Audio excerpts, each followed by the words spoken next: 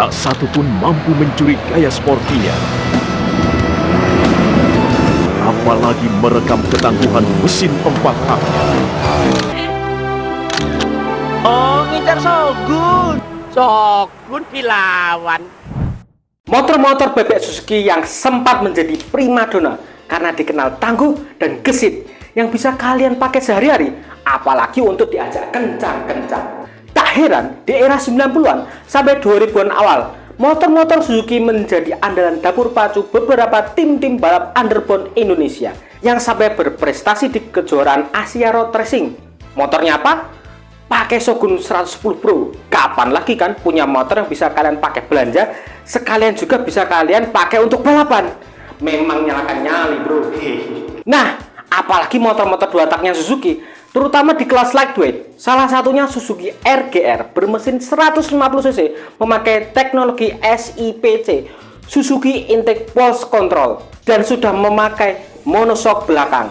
Suzuki RGR ini terbilang canggih di masanya. Banyak anak-anak muda tahun 90-an yang jatuh cinta dengan motor ini. Sayangnya, motor ini di stop produksi di akhir 90-an dengan beberapa generasi seperti RGR 150, RGR 150 Crystal, dan berhenti di RGR 150 Tornado. Motor yang bisa untuk harian ataupun kencang-kencang di trek memang sudah tidak diragukan lagi. Motor-motor Suzuki bisa mempunyai potensi besar untuk berjaya di ajang balap motor nasional, yang sampai sekarang kebanyakan masih pakai motor-motor bebek produksi massal yang bisa kalian beli di dealer-dealer terdekat. Sayangnya, Suzuki tidak begitu aktif di balap motor nasional seperti brand-brand lain, Yamaha dan Honda. Sampai sekarang, hanya dua pabrikan itu saja yang sering bernominasi di podium kejuaraan balap nasional. Nah, kenapa motor Suzuki yang jarang ada di balap nasional? Sebenarnya bukan karena tim-tim tidak mau pakai motor Suzuki, lebih karena motor-motor Suzuki sering dibanet dari balap nasional, khususnya motor Satria FUFI, motor yang terkenal kencang dan gesit daripada brand-brand lainnya. Alasannya dari pihak Suzuki-nya sendiri yang tidak kooperatif tentang peraturan sponsorship dan turut serta dalam pembuatan atau pengenalan peraturan regulasi balap motor bersama IMI, Ikatan Motor Indonesia. Jadi, bukan faktor motor Suzuki yang overspec, tapi lagi-lagi ulah Suzuki-nya sendiri yang menyebabkan semakin tempenya Suzuki di Indonesia.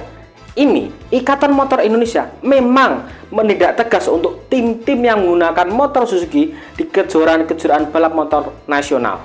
Part-part aftermarket yang tidak terlalu melimpah seperti Yamaha atau Honda. Dengan hal itu, tim balap pun akhirnya berpikir dua kali untuk mengembangkan motor balap Suzuki Satria FUFI. Akhirnya, tim balap agak malas buat motor balap dari base motor Suzuki Satria FUFI. Realistisnya, tim-tim balap akan lebih fokus untuk membangun motor-motor yang memiliki riset yang sudah banyak dan tentunya part aftermarket yang melimpah untuk kelas underbone 4 tak 150 injeksi, yang mana ini kelas Suzuki Satria FUFI.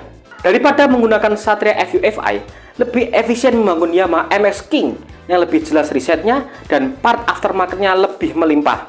Mungkin opsi lain memakai Suzuki GSX 150, lebih ramping dan gesit mesinnya. Tapi lagi-lagi sangat jarang tim-tim balap yang mau mereset ini motor untuk tempur di kelas sport 150 cc. Kebanyakan mereka memakai Yamaha R15 atau pakai Honda CBR untuk kuda tempurnya. Selain kelas 150 cc, nasib Suzuki sama juga di kelas 125 cc. Shogun 125 Fi hanya opsi yang bisa dipakai. Sayangnya, motor ini sudah di stop produksi sudah lama sekali. Lagi-lagi karena part aftermarketnya susah banget untuk didapat, menjadi ganjaran lagi bagi tim-tim balap yang ingin meriset motor ini atau sulit mengikuti balap itu sendiri. Padahal Shogun 125 Fi ini terkenal kencang. Di kelas Matic, sebetulnya Suzuki punya motor yang potensinya cukup besar, yaitu Suzuki Next. Sekitar tahun 2017, Suzuki Next turut serta ikut balap motor nasional. Hanya satu motor Suzuki Next yang ada di grid, langsung melibas sampai podium. Di event berikutnya, langsung tim-tim balap berbondong-bondong pakai Suzuki Next. Dan hebatnya, langsung panen podium bro, melibas tim-tim yang pakai Honda Beat tanpa ada perlawanan.